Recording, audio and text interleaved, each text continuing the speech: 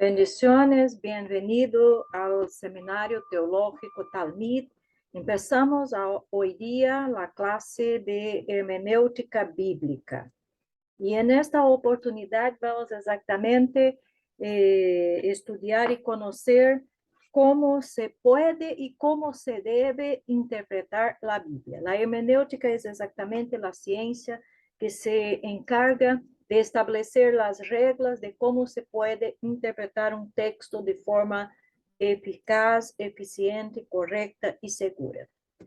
Entonces, la definición, la hermenéutica es la ciencia de la interpretación. El término etimológicamente se deriva del verbo griego hermeneo, que significa explicar, traducir y interpretar. El objetivo de la hermenéutica es fijar los principios y normas que han de aplicarse en la interpretación de los libros de la Biblia. Y esto es muy importante porque, en lo contrario de lo que muchos piensan, la Biblia no se puede interpretar de cualquier forma, como también ningún otro texto. La hermenéutica tiene varias divisiones, que son la literaria, la legal o jurídica y la bíblica o sagrada. Sea un texto literario, sea un texto jurídico, o sea la Biblia, para cada una de estas áreas hay reglas de interpretación. Pero nuestro enfoque obviamente es la hermenéutica bíblica o sagrada. ¿Cuál es la necesidad de estudio de la Biblia? Es la palabra de Dios revelada por la cual conocemos su voluntad. Es el único manual de regla y fe del cristiano. Es alimento del alma.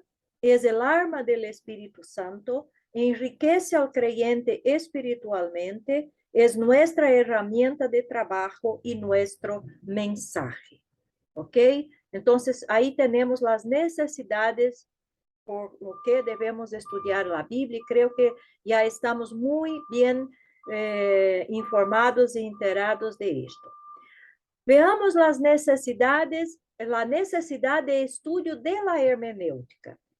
Muchas veces cuando uno va a estudiar la Biblia o estudiar, hacer un curso teológico, por lo general, imagina que va a estudiar solamente y exclusivamente lo que tiene que ver con la teología y con el texto bíblico.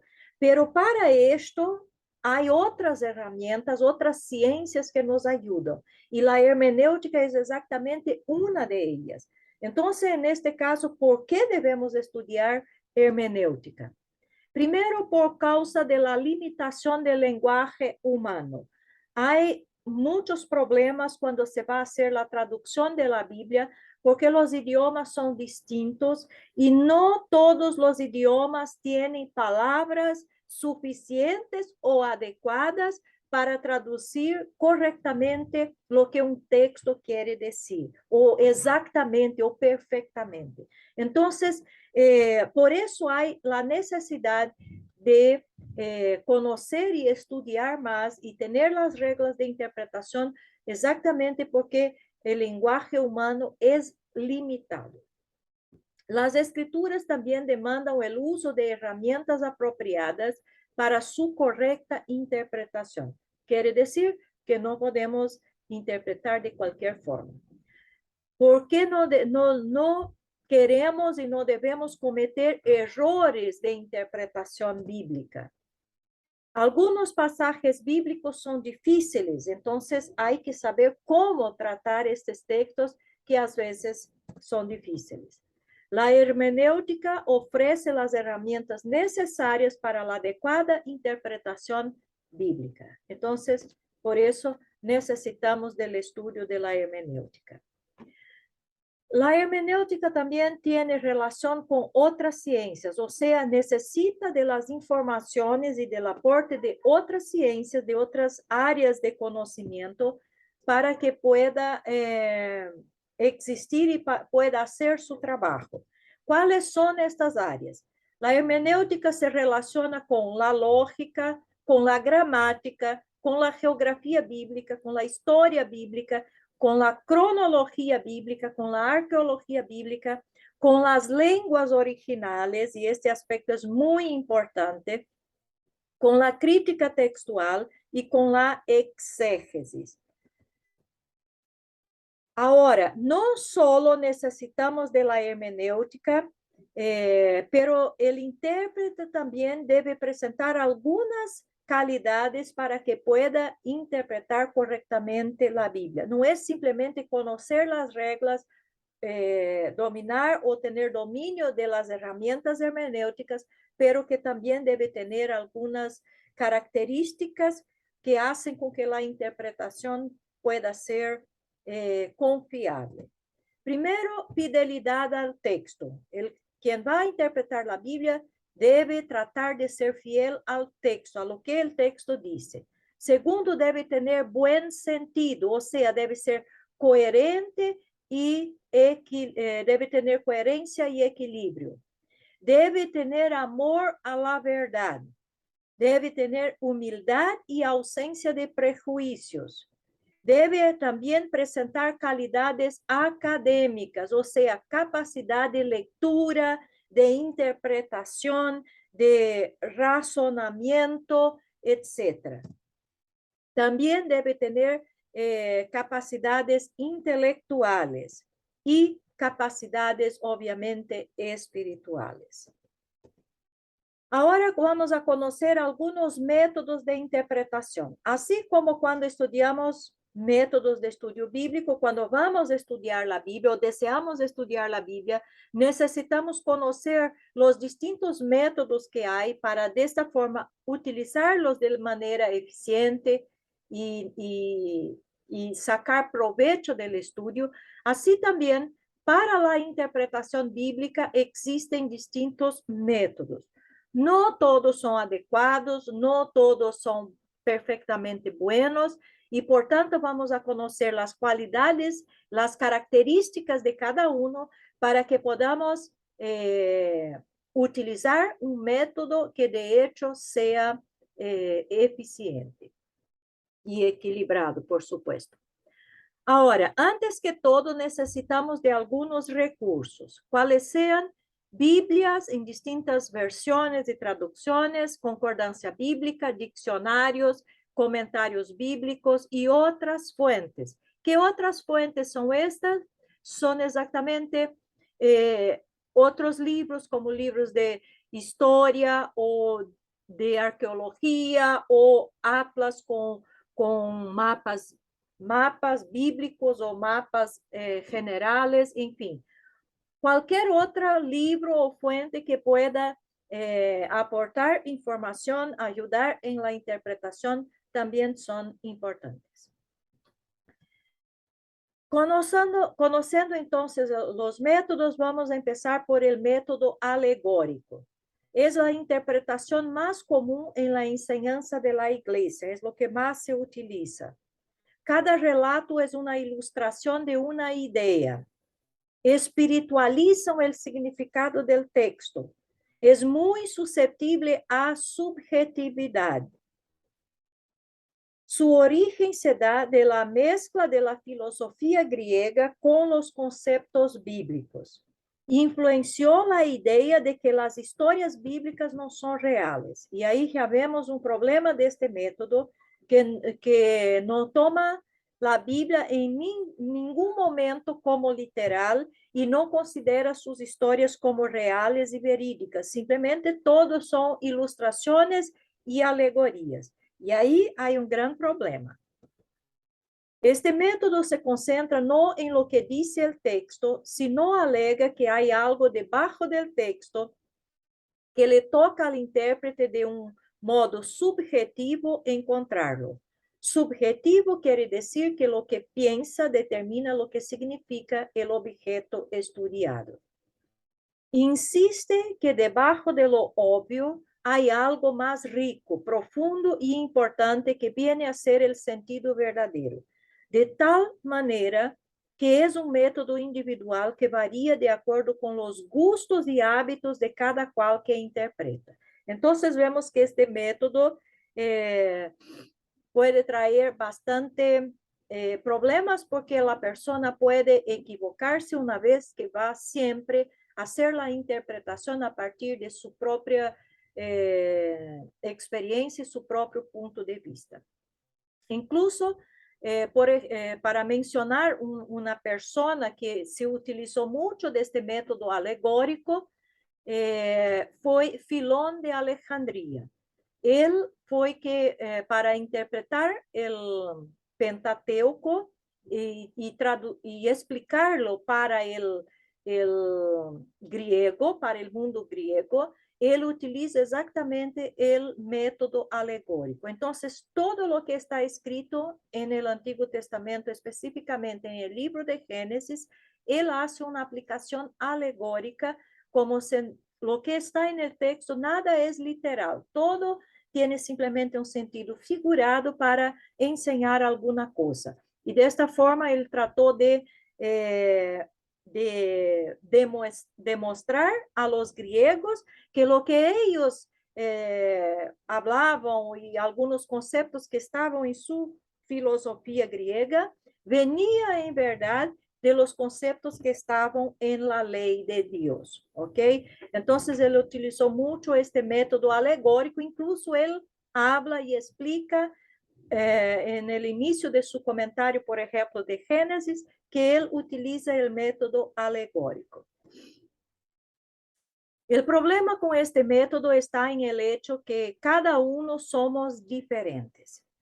El intérprete, al analizar el texto, lo filtraría por medio de su propia experiencia y no de acuerdo a lo que realmente dice. Usando este método, cae el intérprete en parcialidad y quiere que la Biblia diga lo que él siente. Así que este método es muy arbitrario, ya que puede hacer que el texto diga cualquier cosa. El método literal. El método literal podemos decir que es lo completamente opuesto al alegórico. Viene del latín literalis, que significa exactamente literal. Es algo conforme a la letra de un texto y al sentido propio y exacto de las palabras. Su enfoque es aceptar lo que dice literalmente al pie de la letra. Ignora el sentido figurado. El problema o debilidad de este método es llevarlo al extremo. Y ahí tenemos un ejemplo del Salmo 53 que dice el necio o el impío en su corazón, no hay Dios. Y ahí toman literalmente solamente esta parte, no hay Dios, para afirmar que no hay Dios. Entonces, así como el método alegórico es muy parcial y muy peligroso porque puede llevar a muchos equívocos y no explica de hecho lo que un texto bíblico quiere decir, el método literal también incorre en este peligro de tomar todo al pie de la letra, no diferenciando lo que de hecho es literal y lo que es figurado en la Biblia. El método dogmático. Un dogma es un punto doctrinal adoptado por un grupo religioso. Es lo que ha caracterizado en particular el catolicismo romano.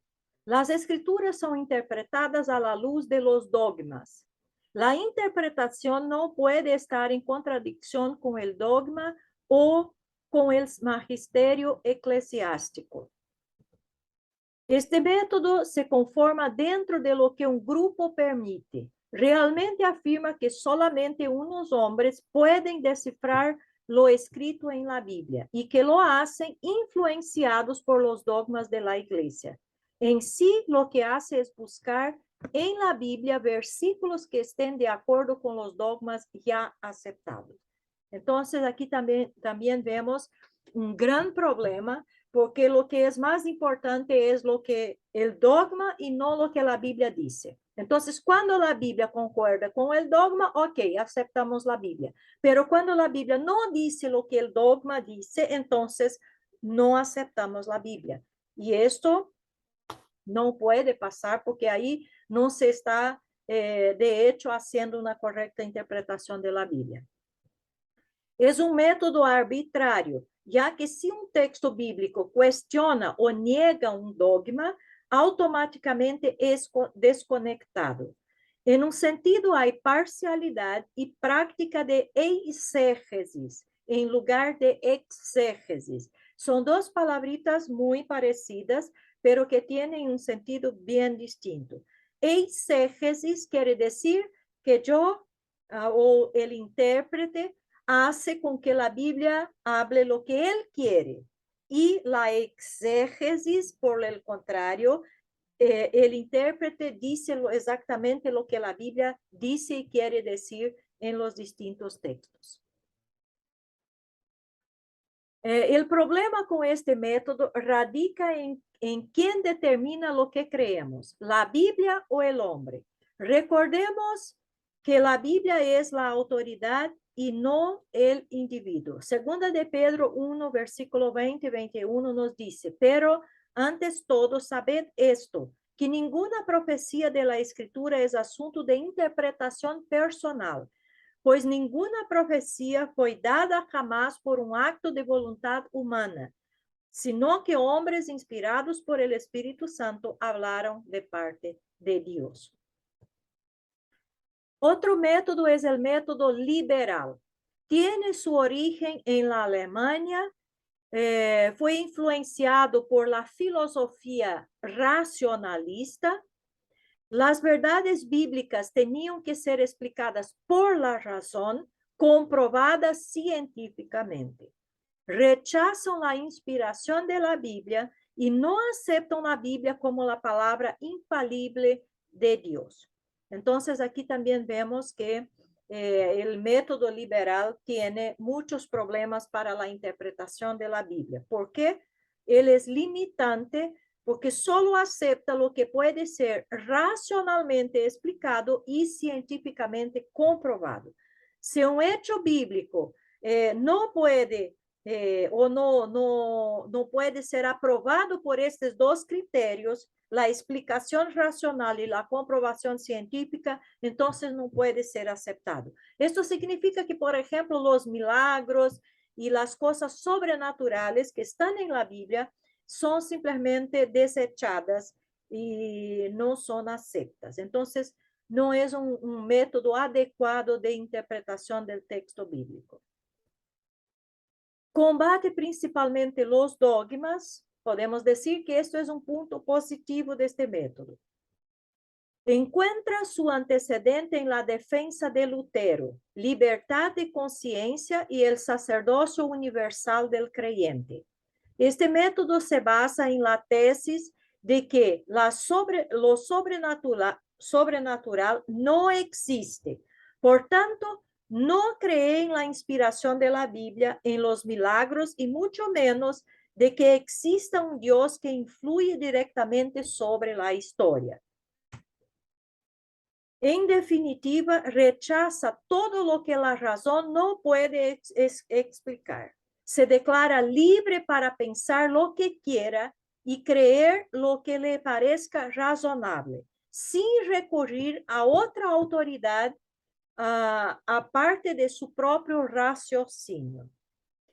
En Mateo 12, versículo 25, encontramos las palabras de Jesús que dijo, y conociendo Jesús sus pensamientos, les dijo, todo reino dividido contra sí mismo es asolado, y toda ciudad o casa dividida contra sí misma no se mantendrá en pie. O sea, ¿cómo se puede creer en la Biblia y decir que solo podemos creer o aceptar lo que puede ser racionalmente explicado y científicamente comprobado, y todo lo que es sobrenatural y lo que es milagroso no puede ser aceptado y no es la palabra de Dios? Esto es una, como Jesús dijo aquí, una división, y no es así. Sabemos perfectamente que no es así. El método gramático histórico. ¿Por qué gramático? La lengua fue escrita en lenguaje humano, para humanos, y por lo tanto se debe estudiar bajo las reglas y principios de los idiomas humanos los cuales fueron escritos. O sea, no solo la gramática del idioma que yo estoy leyendo la Biblia, pero también la gramática del idioma original. Esto es muy importante porque ahí sí vamos a encontrar el exacto sentido, el verdadero sentido de lo que el autor del texto pretendía decir. ¿Y por qué histórico?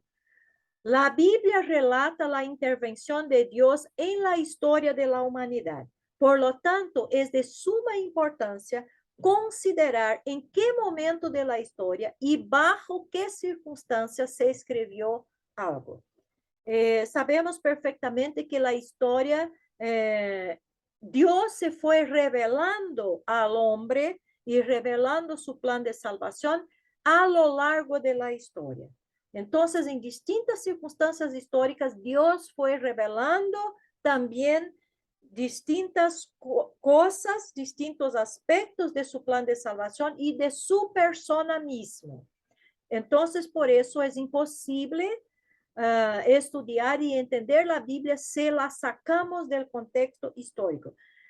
Y no solo la Biblia, cualquier libro, cualquier lectura que se va a hacer, si la sacamos de su contexto histórico, simplemente no dice nada que haga sentido.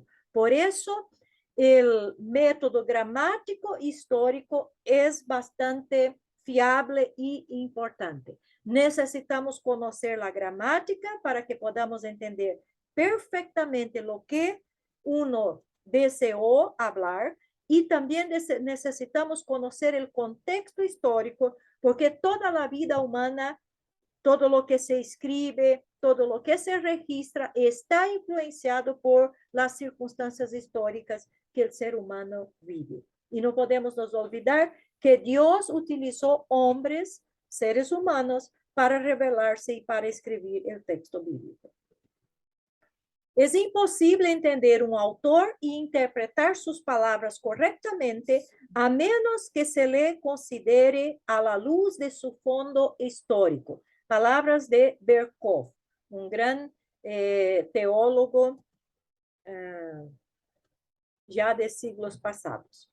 Sin lugar a dudas, es superior a los anteriores. Como su título lo indica, tiene por objeto hallar el significado de un texto sobre la base de lo que sus palabras expresan en su sentido llano y simple a la luz del contexto histórico en que fueron escritos. Y ahí vemos que el método gramático histórico considera tanto el texto en su sentido literal, cuanto también su sentido figurado cuando este sentido está presente. La interpretación se efectúa de acuerdo con las reglas semánticas y gramaticales comunes a la exégesis de cualquier texto literario, en el marco de la situación y al examen de su fondo histórico. Es tarea del intérprete determinar con la mayor precisión posible lo que el escritor sagrado quiso realmente decir. Los escritores bíblicos sabían bien lo que habían de comunicar y su lenguaje, en toda su variedad de géneros y estilos, significaban lo que decía.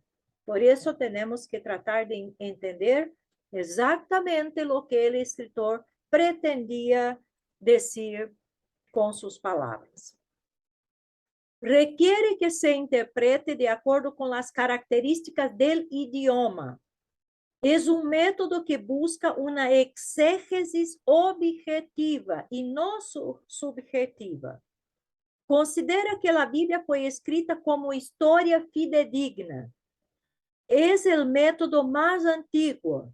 Considera el aspecto histórico en que fueron escritas las palabras. Considera las reglas semánticas y gramaticales de las lenguas originales y la lengua de traducción. Entonces, de todos estos métodos de interpretación que hemos visto, llegamos a la conclusión de que el método gramático histórico es el más fiable, el más adecuado, el mejor para una interpretación eficiente de las escrituras, y no solo de las escrituras, de cualquier texto bíblico, de cualquier texto, no solo de la Biblia. Y ahora vamos a empezar a conocer algunas reglas de interpretación, considerando entonces lo que dice el método gramático histórico o histórico gramático, como quieran. Vamos a conocer entonces qué reglas debemos considerar para la correcta interpretación del texto bíblico.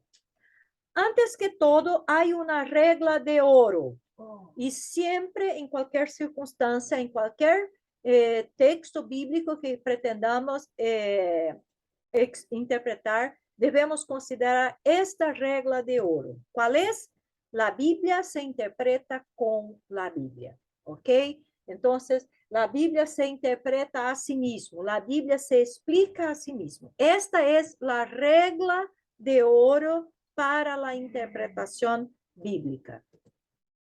Este principio declara que la Biblia es su propio intérprete.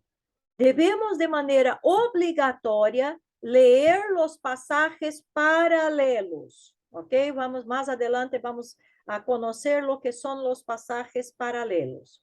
Este es el principio básico y fundamental sobre el cual descansa todo el trabajo hermenéutico y la sana doctrina. O sea, si yo estoy leyendo un texto aquí que dice algo y quiero entenderlo correctamente, no puedo simplemente decir lo que yo pienso o entiendo de este texto.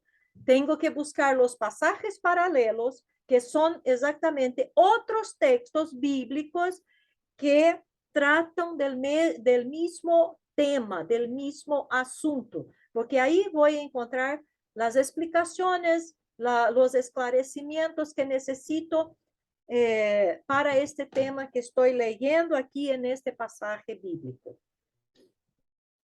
Los pasajes oscuros son explicados por los pasajes claros. Y aquí tenemos dos ejemplos. Vamos a Mateo capítulo 16, versículo 18, que nos dice, un texto bastante conocido. Mateo 16, versículo 18 dice: y yo también te digo que tú eres Pedro, y sobre esta roca edificaré mi iglesia, y las puertas del Hades no prevalecerán contra ella. Creo que todos ya escucharon este texto y ya oíron alguna explicación cuanto a este texto, y ahí sabemos perfectamente que hay los que dicen que sobre esta roca Jesús estaba se referindo a Pedro y que iba a edificar su iglesia sobre Pedro, que Pedro era la roca fundamental de la iglesia. Pero si vamos a primera de Pedro, capítulo 2, versículo 4, entendemos que roca es esta que Jesús estaba hablando. Primera de Pedro, capítulo 2, versículo 4 dice: para una capítulo 2, versículo 4. Acercándoos a él, piedra viva, desechada ciertamente por los hombres, mas para Dios escogida y preciosa. Pedro está escribiendo, y cuando leemos los versículos anteriores y los posteriores, vamos a ver que él está hablando de Jesús. Entonces, ¿quién es la piedra sobre quien la iglesia iba a ser edificada?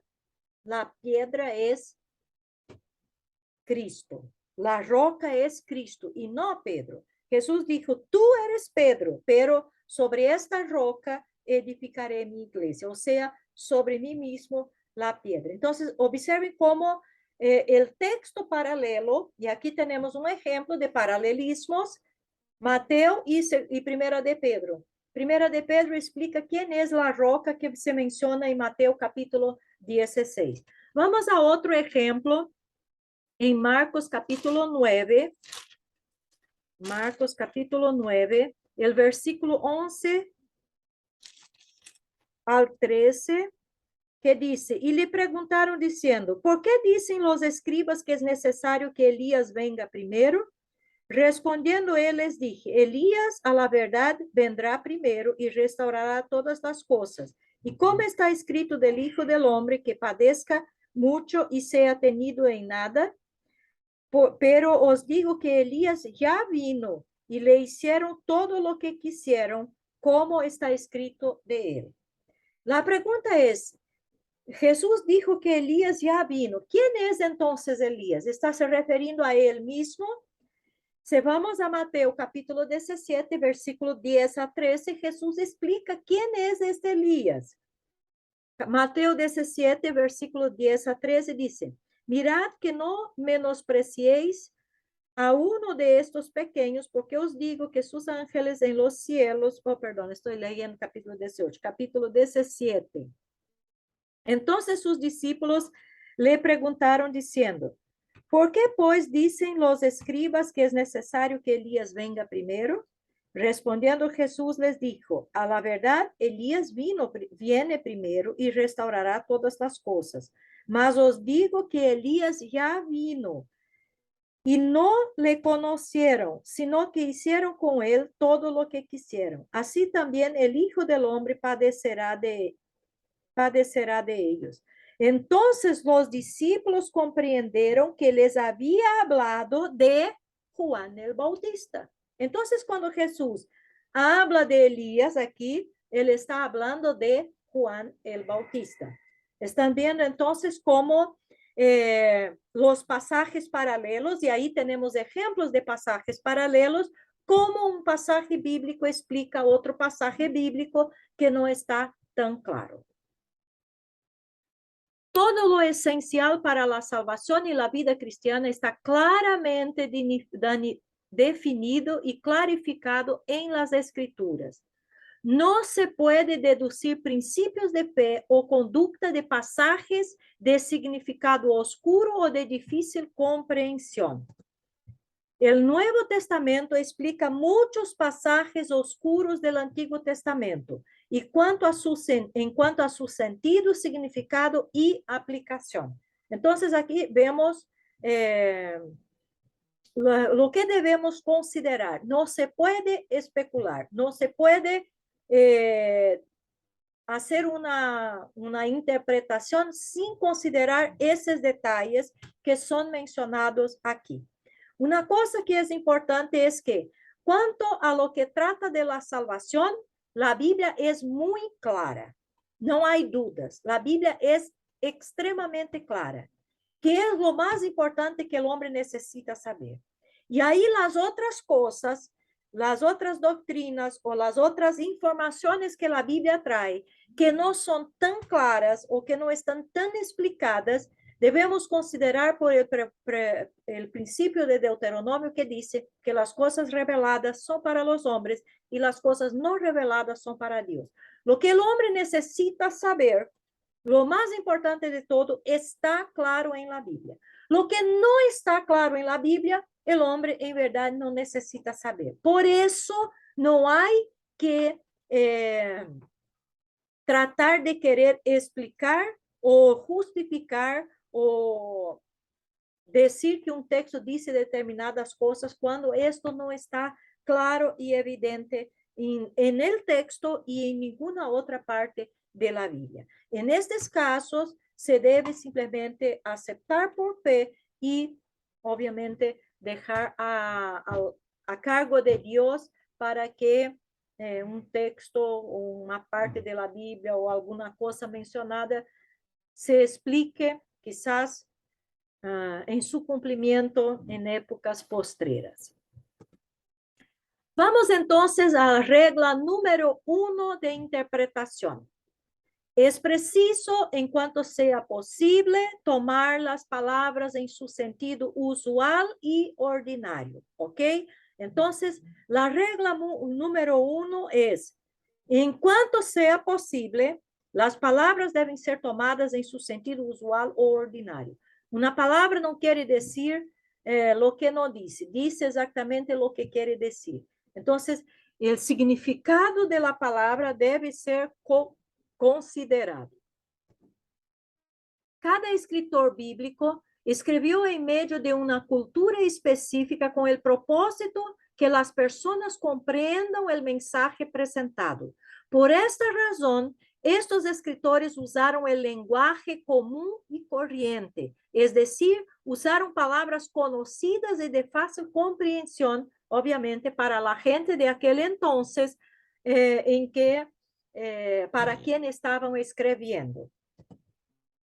El significado usual y ordinario de una palabra es el significado usual y ordinario. Entonces, una palabra, sabemos perfectamente que una lengua evoluciona y el significado de las palabras con el paso del tiempo se van cambiando.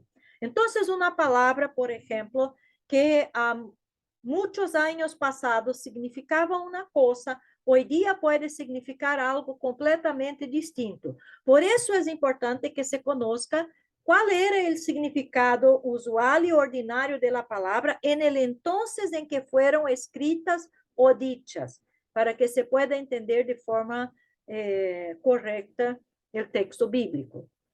No espiritualizar las palabras de un texto, ¿cierto? Entonces, se debe considerar el sentido ordinario, usual, corriquero, literal de la palabra en aquel contexto y no tratar de espiritualizar las palabras de un texto. Consultar el diccionario castellano, el diccionario bíblico o un comentario ayuda a lograr un acercamiento adecuado al sentido y significado de las palabras. Esto puede parecer muy insignificante para algunas personas, muchos no consideran esto importante, pero en verdad este tiene una importancia muy, muy grande.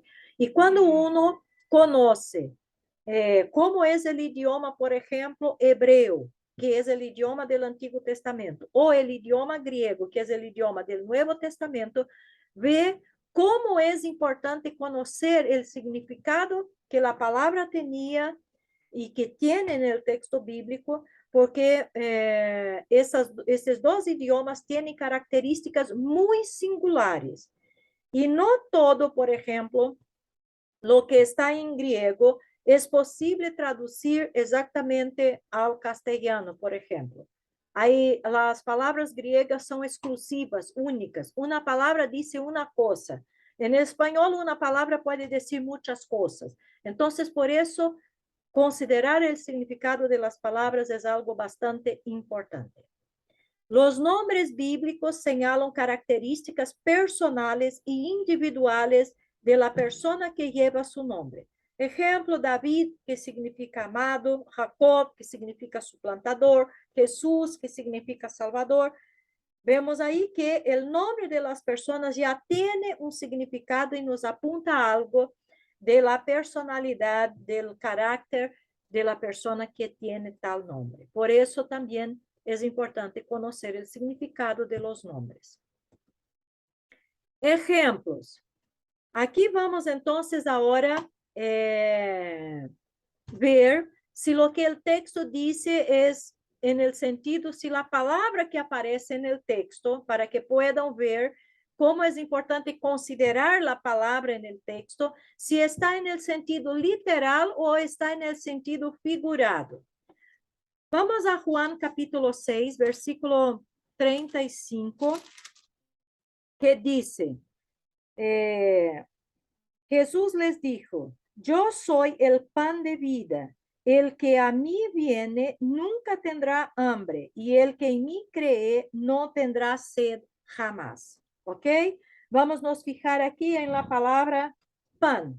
Jesús dijo, yo soy el pan de vida. Mateo capítulo 14, versículo 19. Dice, entonces mandó a la gente recostarse sobre la hierba y tomando los 5 panes y los 2 peces y levantando los ojos al cielo, bendijo y partió y dio los panes a los discípulos y los discípulos a la multitud. Aquí vemos la palabra pan en los dos textos. Ahora, la pregunta es, cuando se dice pan, ¿está hablando exactamente la misma cosa o no? Vemos entonces que, por ejemplo, en el texto de Mateo, se está hablando literalmente de pan, alimento, comida física para el hombre, para el cuerpo físico. Cuando vamos al texto de Juan capítulo 6, vemos que Jesús se dice el pan de vida. Ahí él está hablando pan, pero no está hablando el pan físico material que nosotros comemos como alimento físico, y sí está hablando de alimento espiritual. Entonces, pan ahí tiene un sentido figurado y no un sentido literal, ¿ok? Entonces, aquí tenemos un ejemplo de cómo se debe considerar en qué sentido la palabra aparece en el texto bíblico. Otro ejemplo, Génesis capítulo 6, versículo 12, que dice, y miró Dios la tierra, y he aquí que estaba corrompida, porque toda carne había corrompido su camino sobre la tierra. Aquí tenemos que considerar la palabra carne y la palabra camino.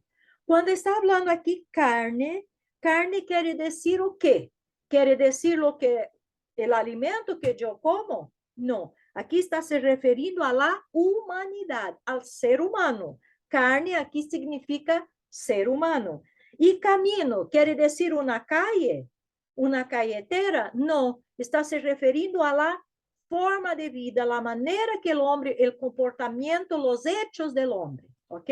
Entonces vemos aquí que la palabra carne y la palabra camino no tiene el sentido literal, no está hablando de carne, de comer, alimento, y no está hablando de camino en el sentido calle, un lugar por donde la persona camina y pasa.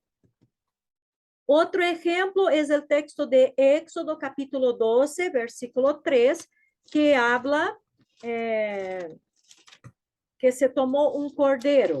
12:3 dice, hablad a toda la congregación de Israel diciendo, en el 10 de este mes, tómese cada uno un cordero, según las familias de los padres, un cordero por familia. Está hablando aquí de la fiesta de la Pascua. Cuando vamos a Juan capítulo 1, versículo 29, encontramos a Juan el Bautista apuntando a Jesús y hablando. El siguiente día vio Juan a Jesús que venía a él y dijo, he aquí el Cordero de Dios que quita el pecado del mundo. ¿Está hablando del mismo Cordero? No. En el texto de Éxodo es literalmente un animalito, un animal que los hebreos deberían tomar y sacrificar para la Pascua. Y en Juan está hablando en el sentido figurado de que Jesús iba a hacer el sacrificio por la humanidad. Entonces, ahí tienen muy claro la diferencia y la importancia de considerar cuál es el sentido de la palabra en el texto bíblico. Y por último, el texto de Hechos, capítulo 4, Hechos 4, versículo 11, que dice, este Jesús es la piedra reprobada por vosotros los edificadores, la cual ha venido a ser cabeza del ángulo. Y Ezequiel, capítulo 36, versículo 26, que dice, os daré corazón nuevo y pondré espíritu nuevo dentro de vosotros y quitaré de vuestra carne el corazón de piedra y os daré un corazón de carne. Aquí vemos en los dos textos hablando de piedra. Ahora, ¿está hablando literalmente, físicamente de una piedra? No. En el texto de Hechos está hablando de que Jesús es la piedra, o sea, la base, la roca que los judíos estaban desechando. Lo principal que eles necesitaban, estaban desechando. Entonces, está utilizando la palabra piedra en el sentido figurado. Si vamos al texto de Ezequiel también, no está hablando de una piedra en el sentido literal, pero sí en el sentido figurado, mostrando que el corazón de la gente era duro como piedra y que Dios iba a cambiar este corazón duro. El sentido de piedra ahí es corazón duro, ¿cierto? En el sentido de Hechos, piedra quiere decir la base, el fundamento, ¿ok? Entonces ahí tenemos algunos ejemplos de cómo una palabra debe ser considerada cuando vamos a estudiar un texto bíblico. Finalizamos aquí nuestra clase de hoy día. Bendiciones y nos vemos en la próxima clase.